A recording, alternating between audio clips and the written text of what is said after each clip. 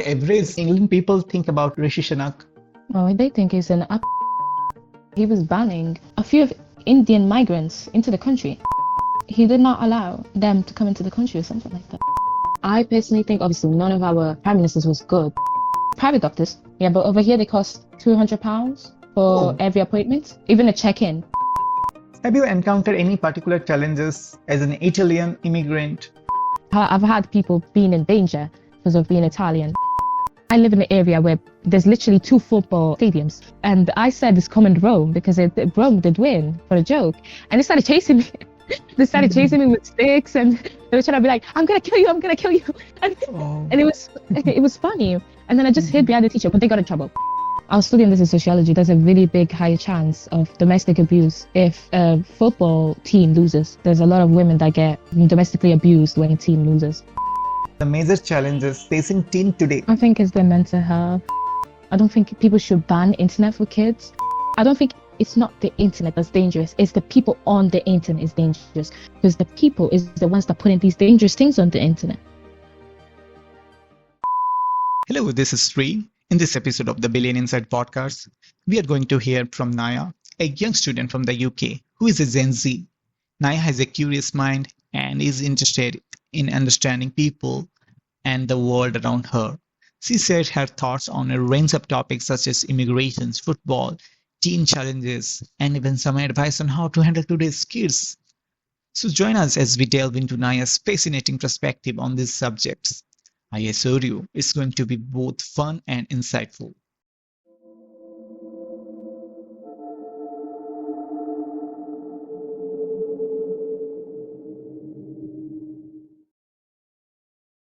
Welcome, Naya. Welcome to the Billion Insight podcast. How are you? Hello, I'm good. I'm glad to be here. Before we dive into our conversation, could you introduce yourself? I'm Naya. I grew up in Italy for 10 years, then I moved here when I was 10. I live in the northwest of England, which is Liverpool.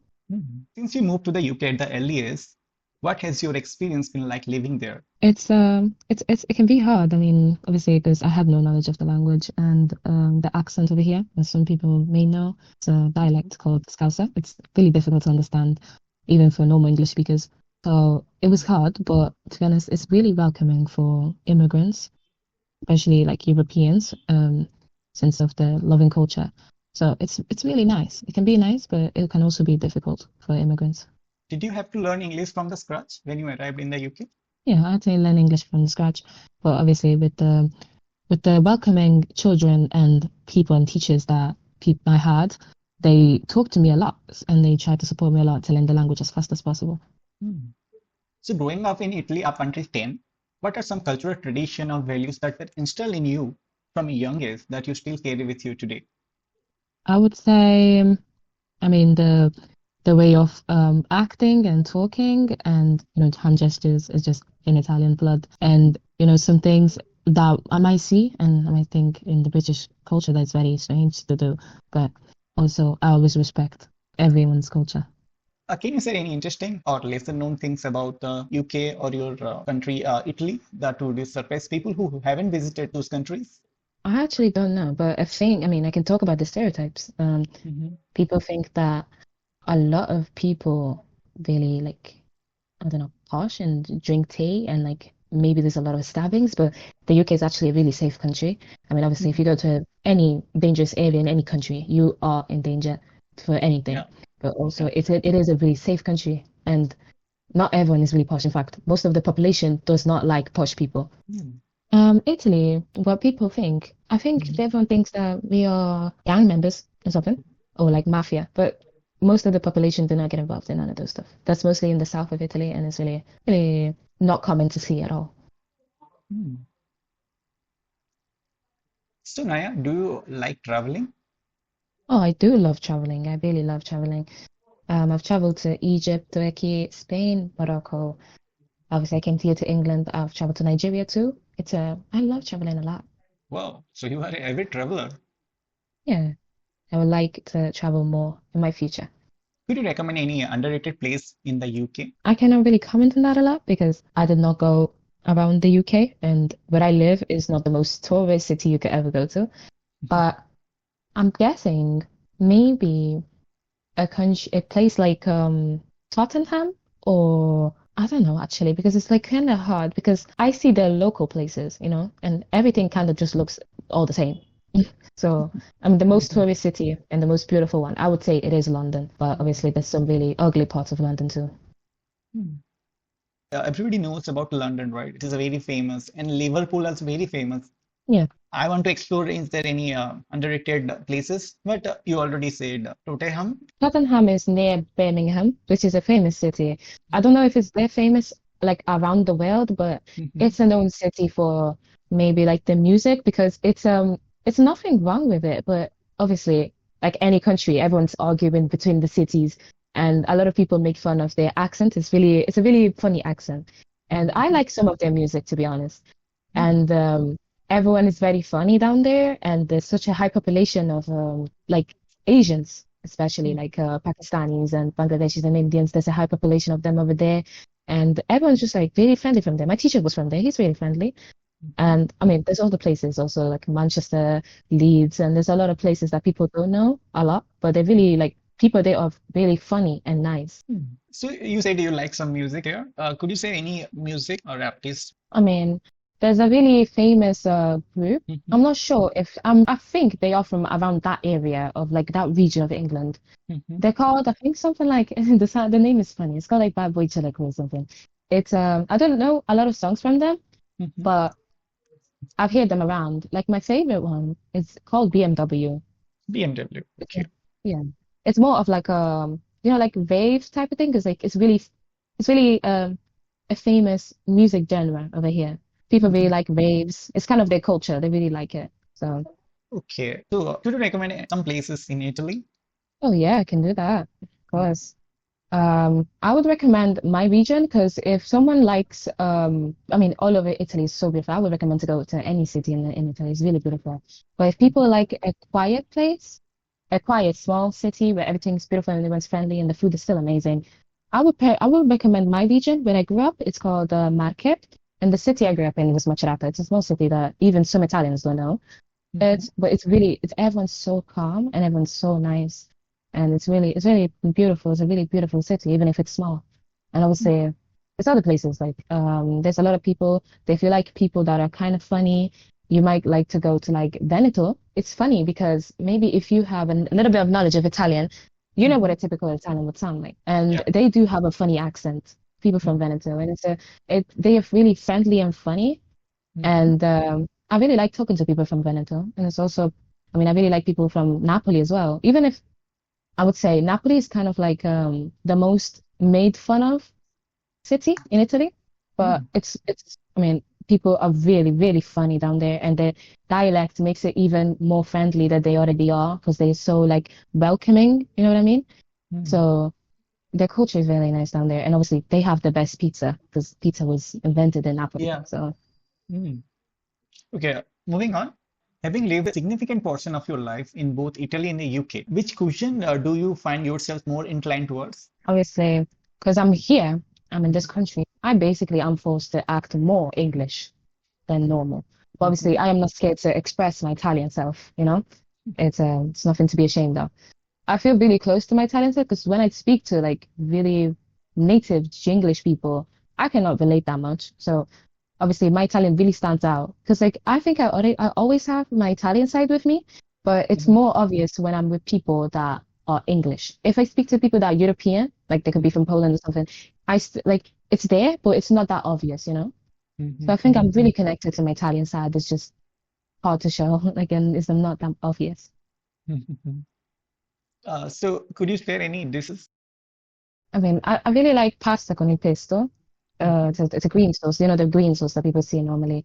And also there's some Sicilian Mhm. cuisines and snacks that people don't know, like l'arancione, which is like a cone and it's like rice filled inside and some sauce, if you like, tomato sauce or whatever you like. And there's Mhm. also another one, which is a really sweet one called cannelloni or cannone or whatever. Maybe Mhm. some people call it different ways. And it's filled with really sweet cream and a little bit of pistachio in it. It's really nice. And it's also like the barchetta, which is kind of like, people would say it's just like a pizza, but it's like in the Mhm. shape of it's the shape of a boat, so Oh. it looks more interesting. Moving on, what comes to your mind when you hear India? I really love Indian culture. When I lived in Italy, there was my neighbor, and me and her daughter, we used to be best friends. Hmm. And I used to go to her house every single day. And I love their culture so much. Like I love it so much. The thing I love the most is the dances and the food. It's so nice. And like I love the way like the mothers are so welcoming and they will treat you like their own daughter. She treated me so nicely. It was amazing. I Yeah. think of the dress that my friend had, and it was I do not know the names of those things, but like she used to have like it kind of looks like a scarf, and it was like around her shoulders, and it was pink, and she was wearing a like a yellow whatever it's called, a vest, and I remember she dressed me up like that, and we was dancing, and every single time someone mentions India, I just think of them, and how much fun I had with them. I just love everything Hmm. about it. Maybe that's called lehenga or maybe ghagra or something like that. Maybe Yeah. I just know that everything is so beautiful about India. Since you're living in UK, Mhm. what do you perceive as the biggest challenge facing UK today? Oh, I think is I mean, the main cause is the Brexit and obviously the new parliament, Rishi Sunak. I mean, it's the fact that such a high population of immigrants coming to England every single day, and Rishi Sunak is just making it worse.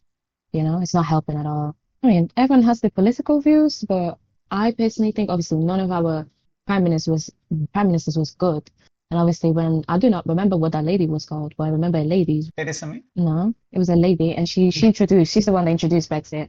And it was I don't know how life was before Brexit, but I know that people are really struggling now. And from what I hear from people that lived here before Brexit, they prefer life when it was before. I mean, I have had some influences of Brexit, obviously the bills and the cost of living and how like food costs more, I've seen.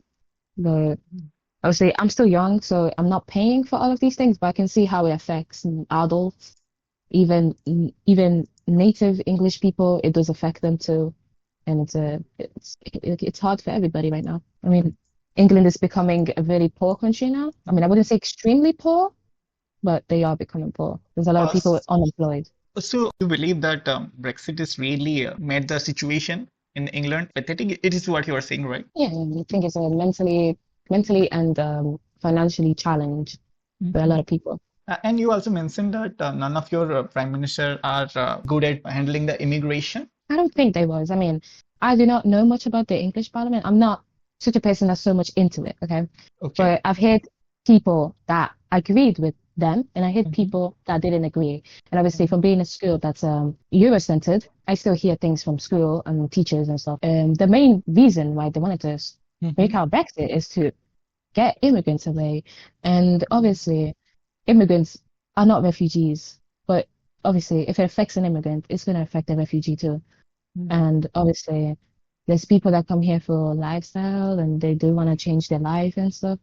And maybe they have opportunities here, and it's a really good thing, but it makes it hard for a lot of people to live their life as a happy person. I mean, I know so many people that are middle class. So if someone doesn't know what that is someone that has a good stable life, like that's the standard of living, like someone that would be like a teacher or a lawyer or has a good job with qualifications, Mhm. and people that was like that in their country. And a lot of them, or they can't come into the country because it might be they raise the price of how come into the country if you don't have documents, or their qualifications is not available over here. I mean, there's a lot of people that were doctors in their own country, but when they come here, their qualifications are not accessible.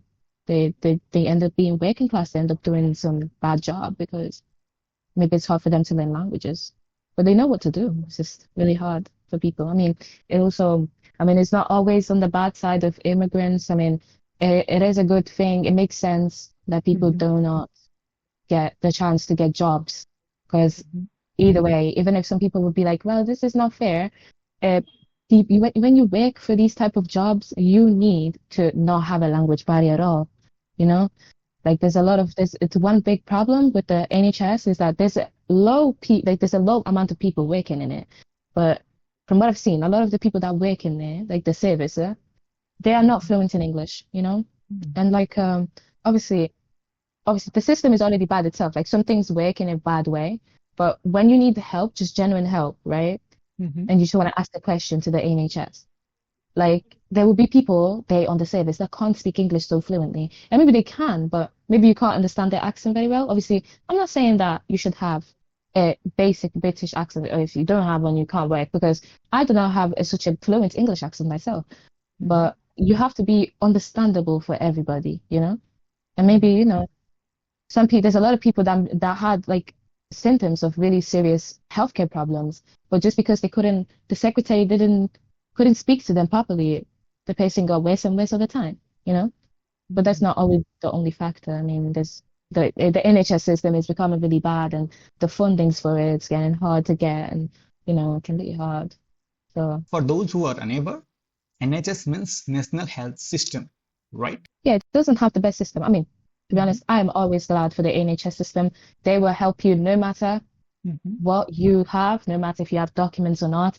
Hmm. They a policy is to help you either way, no matter what. And obviously, Hmm. a really good thing that everyone is proud of and glad of is that the NHS is free. Hmm. So even the service is horrible, Hmm. it still is such a massive thing that is given to us for free. You know, I mean, there's Hmm. people in other countries that are scared to even call an ambulance, even if they're in really emergency like situations. Hmm. So it's a really good thing we have it for free. But obviously, Yeah. the service, like for example, like appointments, that was a really big problem for a lot of people, especially like students as well, because maybe like a student wasn't feeling well, and maybe they called the doctors, and the Hmm. doctor said, well, you called too late. We can't answer your call. You have to call in the morning. So a lot of students can't call in the morning because they're at school in the morning, Hmm. you know? And it can distract you from school. But obviously, if you say, okay, let me stay maybe an hour late, you're gonna get a low grade in school, you know? Hmm. So it can always affect people. And obviously, a lot of the times they make all of this, they make you wait hours and hours for a call back because it's not that even if you get an appointment, they will tell you to go back home, right?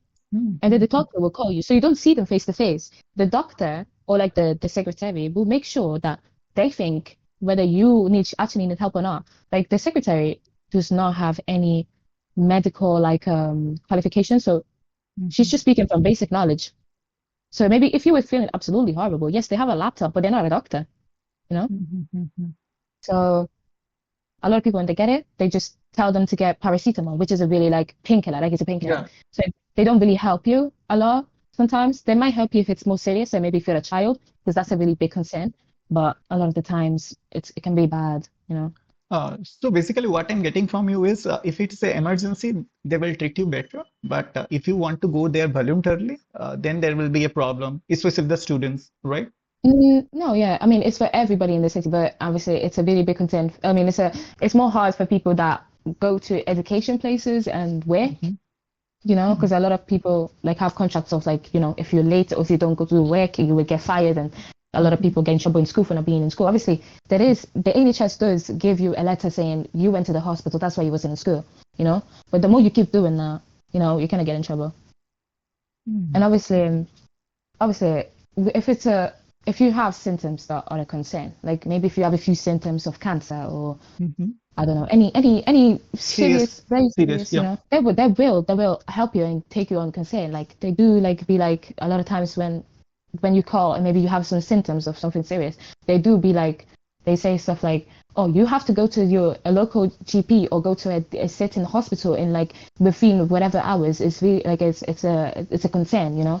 So like Hmm. even if your local doctors cannot help you, you can still go to those hospitals, but it will take a while for them to assist you. But that's in every country. Yeah, Yeah. I mean, there's private doctors. yeah, yeah, yeah. Yeah, but over here they cost £200 for Oh, every appointment, even a check-in, oh, just a check. It costs a lot of money. oh So a man, lot of that's people very don't have it. expensive. Yeah, so a lot of people don't have it. But Hmm. people like, I mean, there's a few people I know that like having private, and it makes sense because it's more accessible. It's more easier to get support. But not everyone can afford that. Most of the population cannot afford that. So obviously, there's a lot of people struggling. But obviously, I'm not against like the system. I mean, I'd rather live in a country that's like this than living in a country where I have to pay more than even 200, you know, for a Hmm. serious healthcare problem. So I'd rather live in a country like this. Mhm. So yeah, there is a definitely area which have to be improved.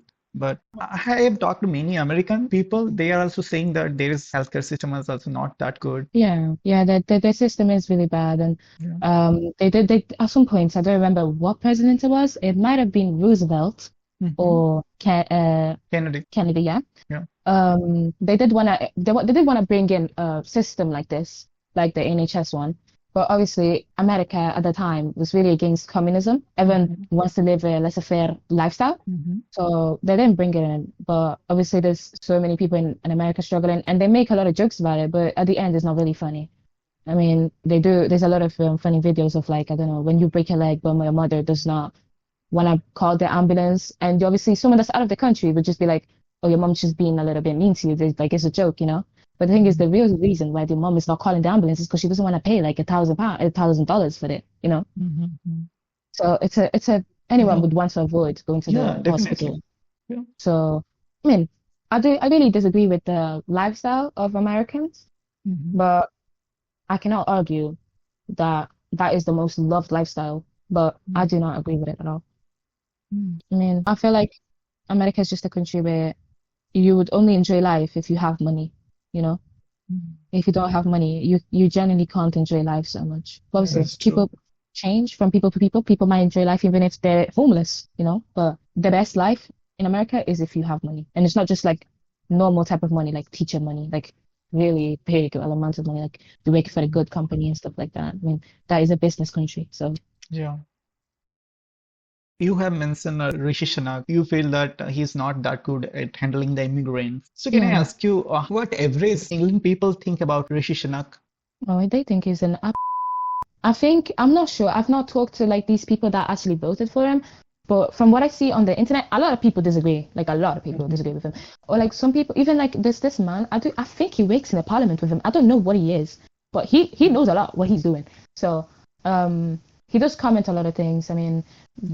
there's a really drastic thing that he was talking about, and he was talking about how the prisons there's not enough prisons in the UK anymore, right? Mhm. So obviously Rishi Sunak, Wants to build reasonable, prisons. yeah, create more prisons. But I don't know if I don't think they actually did it, but Mhm. they wanted to make up a something about freeing the rapists or something like that, or like rape or something, or like sexual assault, any type of anything of like to involve a person would not be as such a convicted crime or something like that. But obviously, that is a really big law to try to change because that is human rights. Mm. So it's really hard to change it. But obviously, he can change the law of prison. That does not. I mean, it's not that he would be Mhm. saying that if someone rapes someone, they're completely fine. They did nothing wrong. But it's really hard to just act like it's gonna be normal if you just free sexual assaulters. It's and we say a lot of people are gonna be in danger. Mhm. I don't think that's true. But also another thing I saw, and this was on his page. Um, what was it? He just randomly appeared in a school, right? And there was like three students, right? A thing that people might know, yeah, is that a lot of the teenager population in the UK does smoke a lot, Mhm. and obviously you're allowed to smoke when you're 16 with parents' consent. Um, there's a lot of them that smoke, and Mhm. what's it called? He was like showing like I don't there was this box of vapes and he just threw on the table and there was like the three students standing there and they looked like they wanted to laugh so much. And he was like, yeah, what do you guys think about this? And the kids was like, we think it's bad. Like they looked like they wanted to laugh a lot, right? So everyone in the comments was like, all of the students have a vape in their pocket. And it was so funny because like he's like there's people like starving right now and you're focusing on kids smoking. Yeah, I know that's a bad thing. But there's weird thing going on right now, you know? And like Especially the situation. I mean, in UK's inflation rate is too tough. yeah, he did bring the inflation up too, and he made the cost of living like yeah he did increase the annual income, but obviously those things go to taxes as well. They go to all of this. The cost of living is like £12 or something now. It depends where you live. I think up in the north it's like more of like 11 or Mhm. 12, and then over in London might be 13 or 12, and obviously the annual income now is like 11 for some people, not everyone. I don't I want still to defend Rishi Sunak in this regard, but you know what? This is happening since the COVID-19 began, yeah and after the Russia-Ukraine wars arrived, this yeah. kind of a There's situation. and he was bashed for something. There's people hating on him for something he said. There's a video of him when he was younger, and I think he wanted to get into parliament at the time. And obviously, we all know Rishi Sunak is a middle class boy, even since he was born, right? And he was having an interview, and he was talking to somebody normally, right? And he said something like, I have friends from working, I have friends from middle class, from upper class, I have friends from other countries, I have friends that are working class. And then he went, no, sorry, not working class. And that seemed offensive to some people because working class is considered poor people, you know? And the way he corrected himself so fast, like there was something wrong with it. So people did not like how he spoke. So there's a lot of people saying that he's very rude and he doesn't talk to people that are poor because he's rich and stuff like that. A lot of people do not like him. And I don't know if you saw this on the news. And I don't know if it's real or not because I do not watch the TV news. But there was this page that was talking about how he was banning a few of Indian migrants into the country. He did not allow them to come into the country or something like that. Well, I guess it is true. Yeah, and to be honest, it doesn't. I mean, it might make sense because I mean, there's such a high population. It's not because there's too many of them. I'm not saying that, but there's such a high population of Asians, and not in the country, but in general in the world, and there's so many of them. The rate of migration is so big already. It's maybe, I don't know, it's a struggle because there's so many, you know? So I get that, but that also makes you look like really bad and stupid because you're Asian too, you know? Actually, it will show that he's not biased in this regard because he was the Indian descendant. He did this step. So it shows that, yeah, he's a prime minister which will not think twice before taking this action to the country which her ancestor from. There is that. And another thing is, I'm really glad actually if he did that thing because, you know, the term called brain drain. Yeah. Yeah, because lots of the people who graduated one of the prestigious university in India, they often want to go to the America or UK because of the job or something like that. Yeah. Eventually, they ended up leaving India and settling down there. So if this kind of thing is happening, that will prevent Indian to go there. The average Indian, if they want to go, they must have either of one thing. One is they must have a higher degree, or second, if they do not have the degree, they must have to have money. Yeah. But what I'm thinking is, if they don't go to there, if they stay back in here in India, then it will ultimately benefit to our country, right? So this kind of a policy really helped to stop the brain drain. Yeah, for the qualified people in India to actually benefit to India. Yeah. Yeah, I actually didn't think of it like that, you know. I mean, maybe it's because over here people really hate him, so they make him look like he's doing this for a racial reason. I mean, I didn't really think it was a racial reason, but it just sounds really, I don't know, it just sounded funny because he's just like, I don't know, he's just, people make so many jokes of him, I just can't take him seriously anymore. Like anything he does, I seriously cannot take him anymore. Like I just laugh every time I see him. That's the same thing that people do with Boris Johnson. I'm sure you probably heard a lot of people make fun of Boris Johnson. Yeah, all the time. There's a lot of there's a lot of funny videos of him like playing with children or like riding bikes and falling on something, doing stupid things. Yeah. You know, so like I mean that's the thing I like about the UK. Everyone's so like funny. Like it's never so serious. You know, they can always make a joke out of something. Yeah. It's so funny. I mean, now he's forgotten. I mean, because of the things he did with COVID-19, people forgot about him. But I remember when he first did it, oh my God, the people hated him. So I think he was crying or something. Like everybody was making fun of him so hard. Like no one had mercy, even their grandmothers. Nobody defended him. Yeah. I believe Rishi Sunak is not a bona fide politician. He was an economist and ended up becoming the cabinet minister of your country. Yeah. Then eventually accidentally become the PM. It's not because people voted him and he becoming the PM, right? It's the party which chooses him as a PM, not the people of your country. Yeah. And I think a lot of the parliament realized that he's not made for the job. Yeah, he's not a politician. He actually do not know how to represent his image. I mean, how you can maintain the image to the people so that you will get and face the votes. So yeah, in that regard, I will never consider him as a truly bona fide politician. Yeah. I mean, you can see a lot of the videos in the parliament and people are just like, do you think we're stupid? Like, why are you doing this? Like, we're not blind. Like, even the regular people of the country can see what you're doing, you know? It's not a lot of the country. Yeah, I heard about the situation in UK. I mean, definitely you guys are on the verge of recession. But is it, okay, you may call me biased, but I don't think it is because of the Rishi Sunak, because it is in Europe, the Russia-Ukraine war started. Every country is on the verge of recession, right? Yeah. It's kind of a domino effect is happening around the globe. So UK is not that exception. I believe if it wasn't for the Rishi Sunak, UK could have been gone to the recession long before. yeah. I mean, yeah, it is. Yeah, I think, yeah. I mean, as I said before, the main factor is Brexit. Getting out of yeah, Europe was one yeah. of the biggest factors for failure. I mentioned Rishi Sunak a lot because that's the current one, and Mhm, they're not helping. They're not trying to make anything better.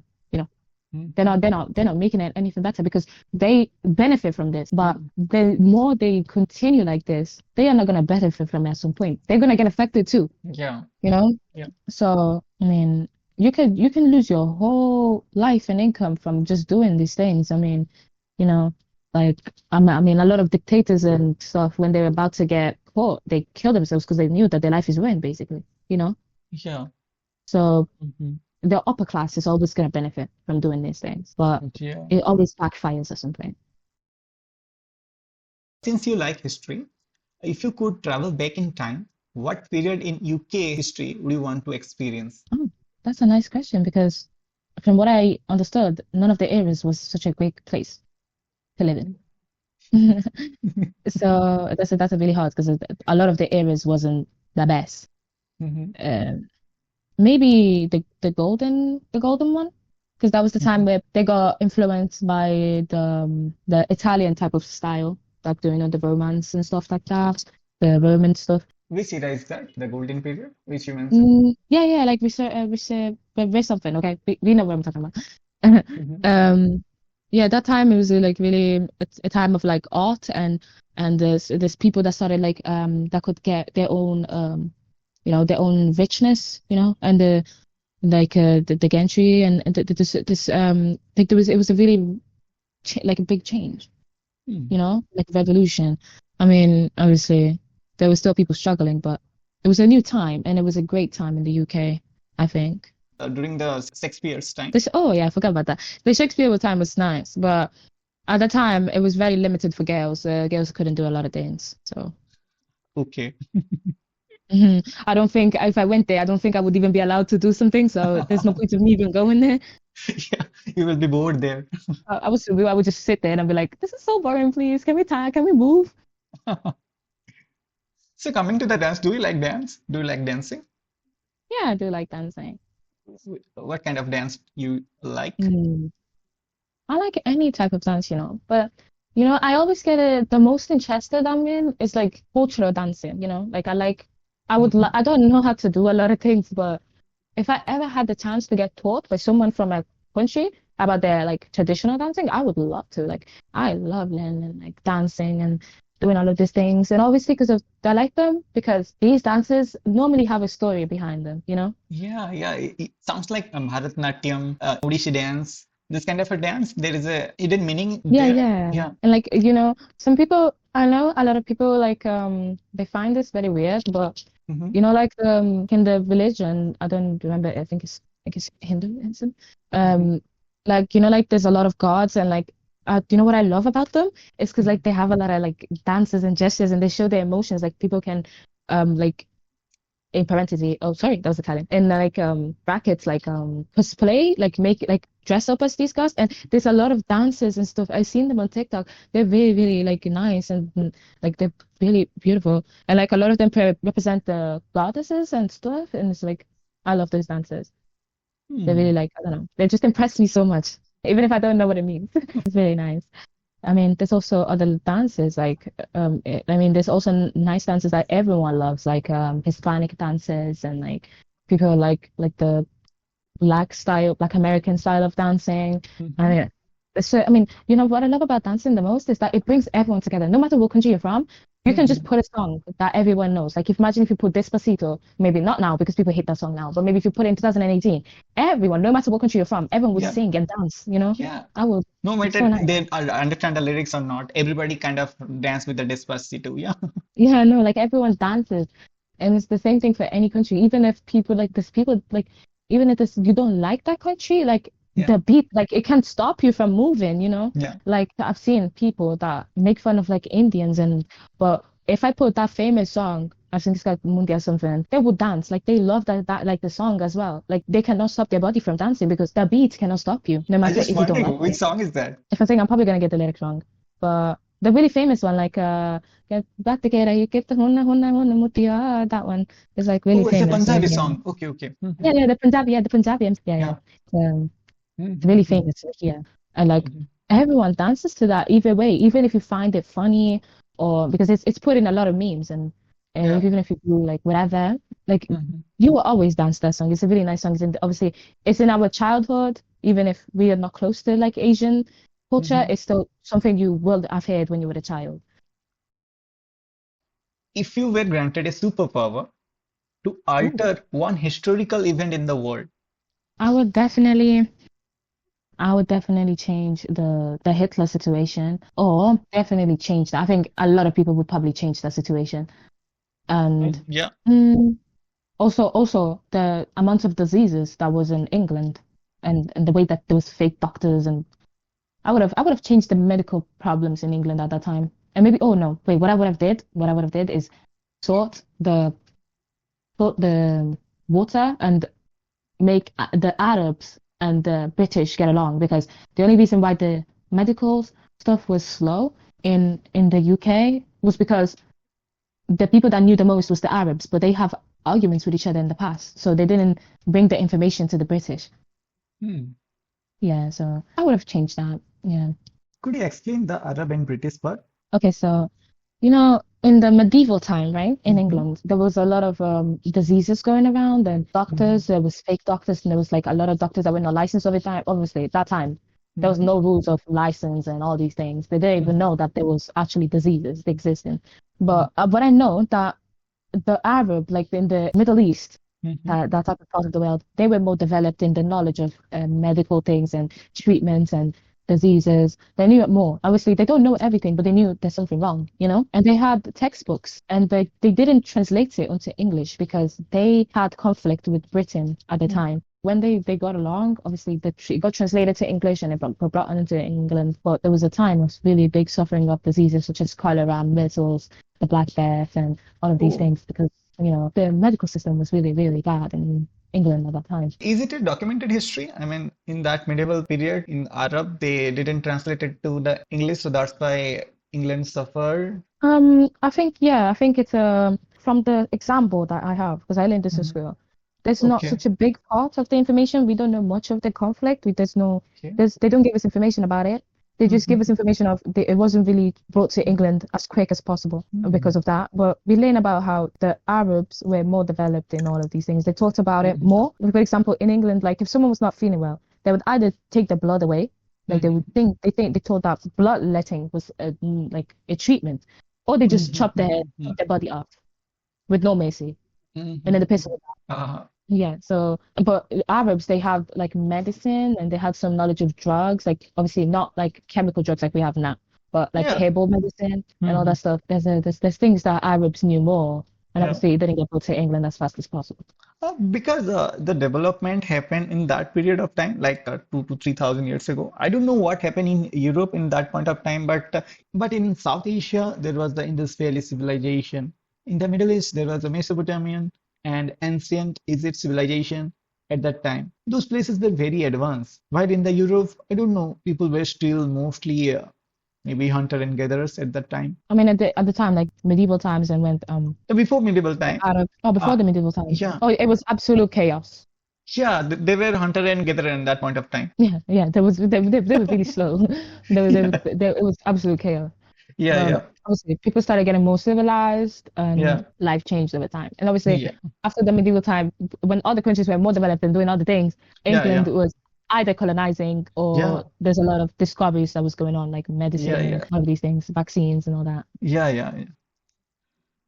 What do you think? Often we see that British attitude towards the European immigration have been complex. Have you encountered any particular challenges as an Italian immigrant? To be honest, Mhm. people from England, they love seeing people from different countries, especially if Mm, it's not such a popular group in the England. So like mhm, imagine someone migrated from, I don't know, an Arab country now. Like obviously mhm, they would be surprised, they would be happy, but like they wouldn't be as interested because there's already so many Arabs. But like the Italian population, yes, it's big, but it's not that common, especially in the north. Like most Italians go to London to study. mm. So when I came here, everybody was like, "Oh my God, pasta, pizza!" Everybody wanted to talk to me and know a lot about Italy. So people-wise, people were so happy, and like people do believe that Italians are the most beautiful people. So people were really nice, and they always all wanted to learn Italian words or something. But when it gets to school, obviously the pronunciation of words is different.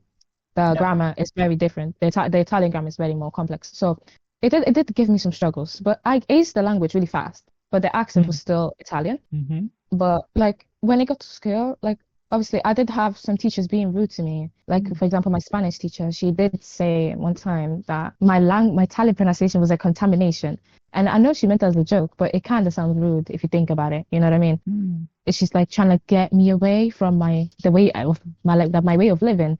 She wants to change the way I talk. And I know it's like for a good reason, but you can say that in a different way. Yeah. And obviously, there's people that have tried to say some things. I mean, there's people, I've had people being in danger because of being Italian. It's a normal thing. Because I don't know if you heard about this, but one time there was a football match against England and Italy won. And one of the main reasons why they lost is because there's a new footballer that he was black. And he lost the penalty. He didn't make a goal. So England lost. And obviously, when people find that out, some people were either killing themselves and throwing themselves on railways or trying to attack people, or people were going around saying, like, let's kill all the Italians, let's kill all the N-words. So there was people being violent, and there's people that was on Snapchat making like games of like harming black people or Italian people. So, like there was a lot of like make like lynch N-words, 500 points. So at the time, my mom didn't allow me to go outside for like about a week because until people come down. I live in an area where there's literally two football stadiums, so it's like 5 minutes away from me. So people, as soon as a match comes and they lose, they come outside and they start screaming, yelling, throwing things around, and then so angry. So it's like it was very dangerous for me to go outside. And obviously, when I went to school, people were waiting for me outside my school door, and they were waiting to insult me because I was Italian and black. And and obviously that was not serious because I'm really known and I have a lot of friends in that school. I'm not in that school anymore, but I was not disliked in the building. So it's obviously I knew it was for a joke. But like when I said, because there was that saying of his coming home in England. And I said it's coming Rome because Rome did win for a joke. And they started chasing me. They started chasing me with sticks, and they were trying to be like, "I'm gonna kill you! I'm gonna kill you!" And it was funny. And then I just hid behind the teacher, but they got in trouble because the teacher said that is extremely racist. Yeah, it is. It is, but it was so funny because they were my friends. So I just watched them getting in trouble, and I was laughing. So I mean, it does happen, but and also because of school, like the way you write is a bit different. It's not a big difference. It's not like Arabic, but like. It's like, in English, in English, you write in every single line. In Italian, you write in only one line. And then you skip the other line and you write in the other one. So it takes a lot of space. And there's a lot of teachers that have yelled at me for it. And I'm just like, I'm just used to doing that. It's not my fault. And obviously, to be honest, I don't know why they're yelling that much because it doesn't really change a lot. It's even more readable, But I mean, there has been times where it's been difficult. And obviously that boy that missed that goal was about to quit football. That was his passion. That was one of his first matches. He was like 18 or something. It was very sad. And people were in his comments calling him in the N-word and being extremely racist to him. And I think if you go on his page, it can still be found. Like on the comments, people. The footballer is called Saka. People were insulting him really, really, really harshly. But then he came back. He still plays for football. He did not give up. That is good. Yeah, it's a really good thing. He did not give up because he does have talent, but you cannot be so rude to him. I mean, it wasn't even a World Cup, so I don't know why you're so angry. But it's very it's very welcoming, but it can be dangerous, especially if you live in a city where it's so sports based. Yeah. And obviously Italians are sports based too, but they're not as sports based as English people. So when it's come to the game, they kind of forget the basic courtesy. I was studying this in sociology. There's a really big high chance of domestic abuse if football team loses. There's a lot of women that get domestically abused when team loses. Oh, Yeah, in the UK especially. oh man. Yeah. Hmm. So let's just hope that the teams don't lose. I can see it must be hard for you during when Italy against UK. Oh yeah. I mean, to Yeah. be honest, I was a teenager, so it wasn't that bad. Mm-hmm. I was like around 13, so it was kind of funny, you know? Mm-hmm. And the fact that I'm a child, they can't really hurt me because if they do, Yeah. they're gonna get in Yeah. really serious trouble. Yeah. But obviously the fear of being attacked when I went outside was always Mm-hmm. there. Because even if they don't know if I'm Italian, I'm still visibly black. So Mm-hmm. and I can't really hide it. I mean, and the thing that was Mm-hmm. sad to see was videos going around of people throwing themselves on the railways and killing themselves because of the team losing. Oh There's a man. lot of there was a lot of videos of people throwing themselves in the train track, Man, that is extreme. and that's very extreme. It's very sad, and It's just a mm, game. yeah, that's the thing. But that shows how passionate people are of football over here, you know. Yeah. So maybe I don't know. But I mean, some people do bet, so maybe there's a story behind it. You know, maybe the person betted all their life money on it. You know, Yeah. Maybe. so I mean, Hmm. I didn't know this kind of thing. I mean, to be honest, people are crazy over football, but they could go to this extreme. I mean, this is kind of a surprising thing. that was England. I mean, so I don't know if that happened. The people killing themselves. I don't know if it happened in Liverpool because it wasn't on the news, but it might have happened in a different city. You know, Mm-hmm. and like to be honest, it's kind of annoying how passionate they are because a lot of times Yeah. I get woken up by a lot of my neighbors yelling for the Mm-hmm. team. And it's really Mm-hmm. annoying because they're always there like, go Everton, go Everton. I'm just like, shut up. Like, it's 3 a.m. in the morning. Oh. Like, so it's like, it can be really annoying how everyone just like, I don't know, like a lot of times they call somebody that's not from Liverpool and they hear Mm-hmm. everyone outside yelling and they're like, what's going on? Are people killing themselves? And I was like, no, it's just that Liverpool won. And, and it's just so funny because I live so Mm-hmm. close, you know, so I hear it the most. Mm-hmm. I don't even have to watch the news to see who won. I have my neighbors. You can hear from their cheers. Oh yeah. Or I can hear Yeah. the insults they give to the players. Yeah. Hmm. So, is there any Italian diaspora communities there? Yeah, but I would say for the most of the Italian community I saw, Mm-hmm. there's the most of the white Italians that come here, Oh. Mm-hmm. they don't speak Italian. Or the people that live there and they're Italian. Is it deliberately they don't want to speak No, I don't Italian? think they don't want to. I think that just by generation, they forgot their language. They don't go back to Oh. Italy. They don't Oh. do none of that. They just stay in England. So a lot of them Mm-hmm. don't know how to speak Italian. Maybe they're just Italian by blood, but they've lived in Okay. England their whole life. And Mm-hmm. but the most of immigrants and the most of people that can speak Italian that live here is Yeah. people that are might be mixed with something or are also Italian immigrants, like immigrants Mm-hmm. of Italy. So Mm-hmm. there's a lot of them that like most of the population that can speak Italian is black. Then Mm-hmm. there's also Asian people that can speak Italian too, but mostly it's black people. Like for example, if someone says that to me, or says someone says in general that somebody's black, Mm-hmm. and they will normally ask if they speak Italian, Spanish, or French or Portuguese, because Oh. it's always like they're always from a country that speaks these languages. Either way, Mm-hmm. Mm-hmm. it's very common, but it's also very common to have British black people. But I mean, Liverpool is full of immigrants, and Mm-hmm. most of them knows how to speak his second language. Hmm. So, how do you connected with the Italian community out there? I don't speak to everyone. I mean, Mm-hmm. I would get really annoyed because I would not force myself to speak to someone just because we're from the same country. I mean, like, But do you participate in cultural events oh, or? there's no Italian cultural event. No, Oh, there's none of those. No. I okay. mean, because Mm-hmm. I feel the traditional, like, the traditional Italian dances, like the really traditional ones, and all Mm-hmm. of these things, they don't get really shown a lot. And also in the Mm-hmm. UK, Carnivale does not exist, which is a celebration that you do. I think in also Brazil, Spain, Portugal, like all of these Latin languages. I don't think France What and is stuff. that? It's different in all of these countries, but in Italy, you celebrate it on the 28th of February, and it's a celebration full of colors and food, and it's a lot of Mm-hmm. costumes and masks, and Hmm. it's really nice. And there's a lot of characters that you learn about when you're a child in Italy.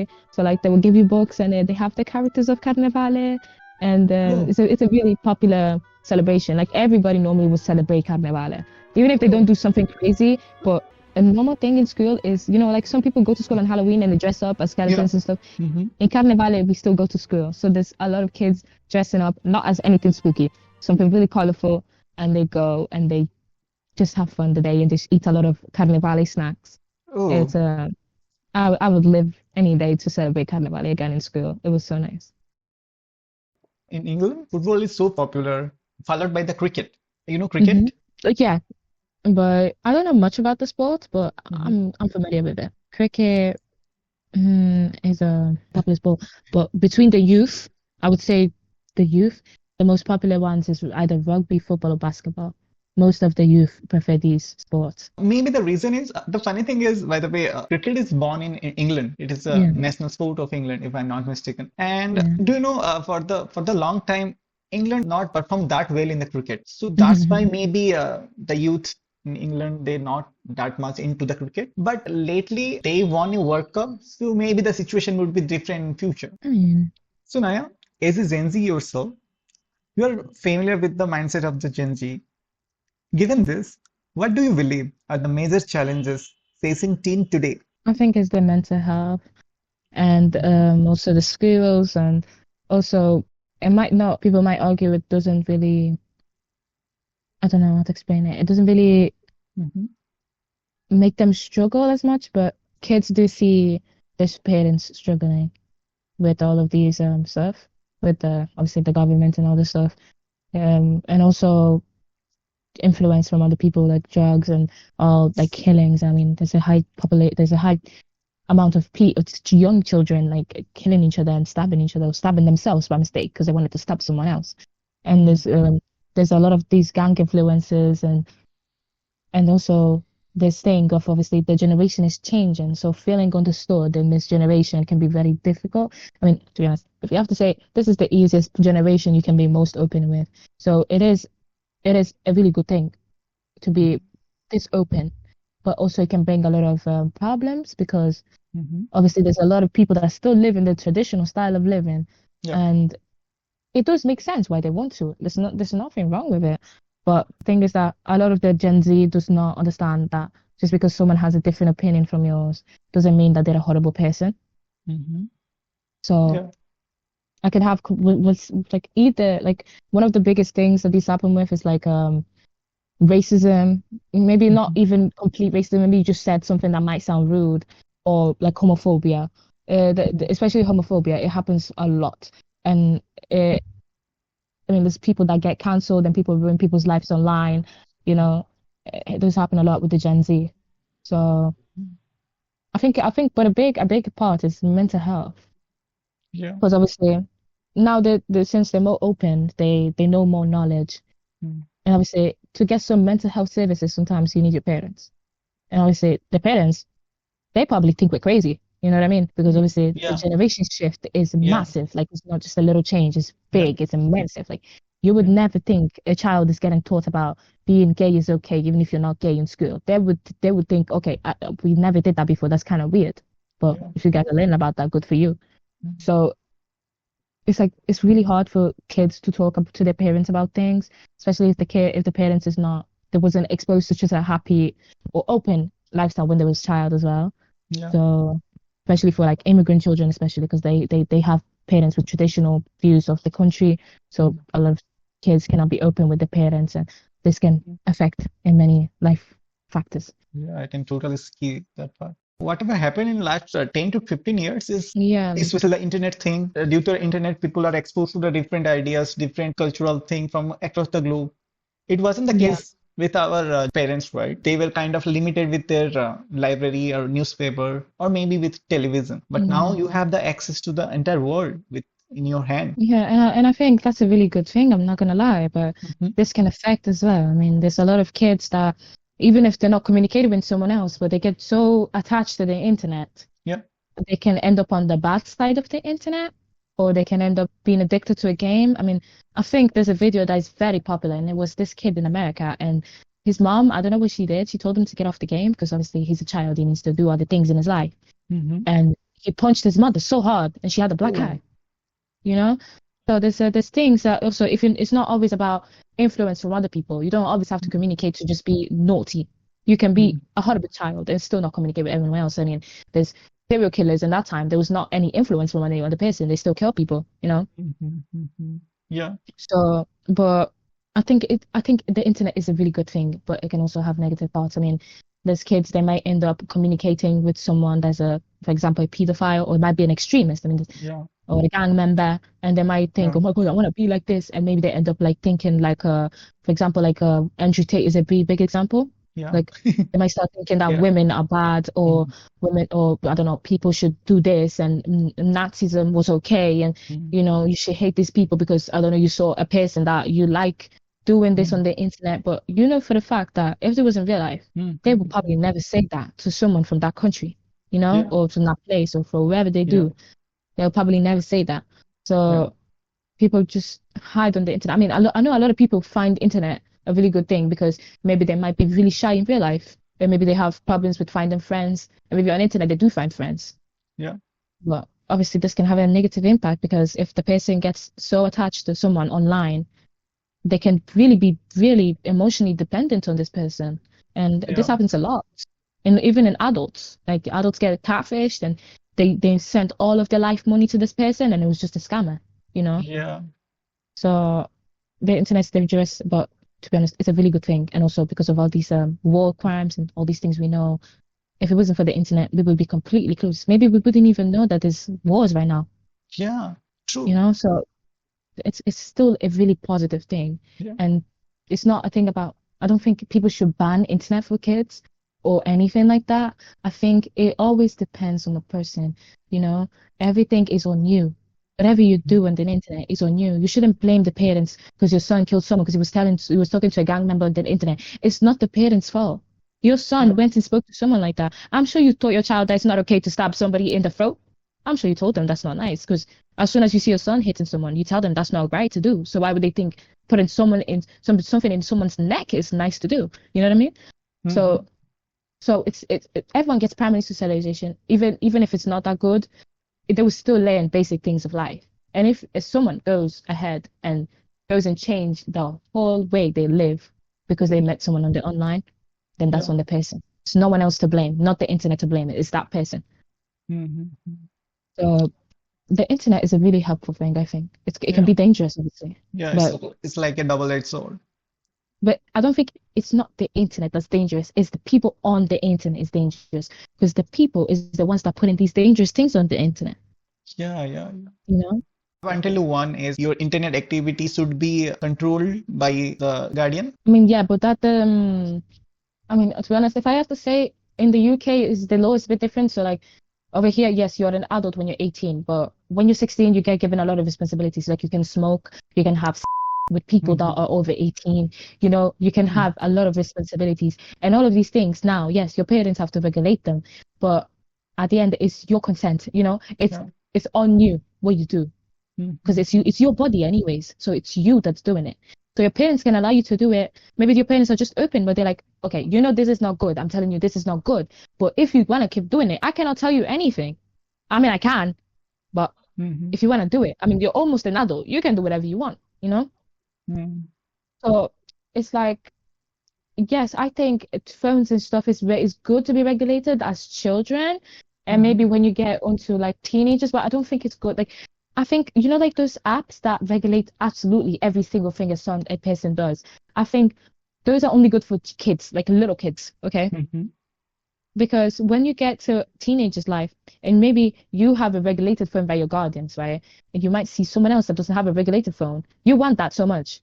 You know, some kids might end up like logging out of the things, going on their friends' phones, doing things, because if they're more restricted from these things, they're going to want to do them more. You know, it's the same thing with people like somehow they will bypass it. Exactly. Like in America, there's so many people. I mean, you can't drink until you're 21 in that country. And when people turn 21, you know, the amount of people that get arrested as soon as they turn 21 is because they go and drink. They're going to do so many things that is legal for them now because they haven't been allowed to do it. And they see so many people doing it, you know? So, I mean, I know in America it's more restricted with smoking and stuff. They don't allow people under 21 to get these things really easily, but it's still accessible. And it's a good thing that it's like restricted. I mean, I see a lot of the girls in my school, like they got restricted from their parents at this age for something they did in the past when the phone wasn't restricted. And now they just use their friend's phone to do the same things, even Yeah. worse. So just because so a parent cannot expect just because I restricted your phone, you are behaving. Because I could just go to a corner shop and get a phone for £50, and I'll just use that one, and you'll never know. Yeah. Mm, You know, true. the internet is always on the person. I think like checking through your daughter's and son's phones once in a while. I think is a nice thing. And maybe I think I prefer it maybe if it's not so regular, like it's random times, because then the person is not ready, if I know my mom's checking my phone every Thursday, I'm gonna be like, okay, I'm gonna delete everything I did Yeah. before Thursday, so she'll never see anything I'm doing. But if I do it randomly, so like imagine like a month ago I asked you for your phone, and then you think, well, she's not asking me like a month, she's never gonna do it again. Then like a day after, I ask you, give me your phone. You know what I mean? You did the worst things on that phone, and you're just like, no, I don't want to give you it. You know what I mean? Yeah. So it's like get them Yeah. unexpected. That's a Yeah. good thing to expect. But The parents obviously, have to be smart here. yeah, the parents have to be smart. They can't expect just because, Yeah. because I'm doing this, my son is hiding this from me. They're the worst thing. I mean, no one wants to share every single secret of their life with you. Yeah. So it's normal. I mean, there's things that you don't want to tell your son for sure. We all know this. Yeah. So it's normal. Yeah. If you could pass one piece of wisdom or advice from your multicultural upbringing to the young people Yeah. today, what would it be? Bring the most equality you can to every single culture you can. Even if you don't understand and you're completely different, you have to have the view of we are all humans. No matter where you're black or Asian, Hispanic, wherever you're from, wherever you grew up, whatever happened in your life, we are all people. And you should think as kids. Kids don't think about your friend is the one from Hong Kong, their friend is the one from Italy. They just think, that's my friend, Yeah. And that's how I see people too. I think of them, that's my friend. That's not someone from this country. And I love the way kids think because they don't see them for something. They see them for Yeah. people. And that's what the new generation needs to do. You need to forget, obviously respect everyone. Don't think, well, they're all the same, so I can say this, I can say that. No, to respect and look at people as people. Forget about what they want to live their life like, what they are, what they eat, what they do. Think about their people with lifestyles and beliefs too. So I have my own belief, you have your own, but you're still my friend. Either way. That's a very good thing, I would say. And that is the end of the podcast. Any final Mm-hmm. thoughts? Did you enjoy the podcast? Was it I had fun? fun talking to you. Yes, it's so fun. Could you kindly ask our viewers to subscribe to the Billion Insights channel? Guys, please subscribe to the Billion Insight channel, please. I would really appreciate it. Could you do that in Italian language?